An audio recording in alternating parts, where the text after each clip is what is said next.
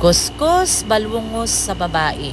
Maraming nagtatanong sa babae kung ano daw ang pinaglalagay niya sa kanyang pagmumukha. Yung babae na yan, marami yang siyang pinaglalagay na arte sa kanyang pagmumukha. Pero wag kayong maniniwala dyan sa babaeng yan na palagi siyang gumagamit sa ganyan, ha? Kayang babaeng yan, tanghali na yan siya magising. Siyempre, dahil tanghali na magising ang babae, kay tamad man, ay hindi na yan siya makapaghilamos. Sa gabi naman sa sobrang puyat niya dahil tamad nga, hindi na yan siya maghihilamos minsan. Hindi, minsan madalas nga, kay tamad nga. Sasabihin ko rin pala sa inyo, yung babaeng yan, hindi yan siya mag-focus sa isang produkto lang. Kay bakit?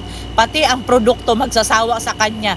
Pag palagi niya nang ginagamit, aayawan na siya ng produkto kay sobrang arte. Kaya hindi natatalab sa kanya. Kaya panay ang palit sa mga pinaglalagay sa pagmumukha niya. Tignan mo naman, di ba? Pati ang mga produkto hindi na siya nagugustuhan. Iiwanan din siya. Kung gusto nyong gayahin yung babae na mag-skincare, bago ninyo atupagin yung mga skincare ninyo, magpalit muna kayo ng punta ninyo ng mga bedsheet. Kay kahit kung ano-anong ipagpapahid ninyo sa pagmumukha ninyo, sa katawan ninyo, kung hindi malinis ang mga ginagamit nyo sa pagtulog, hindi rin yan i-epekto. Huwag nyong gagayahin ang babaeng tong umaasa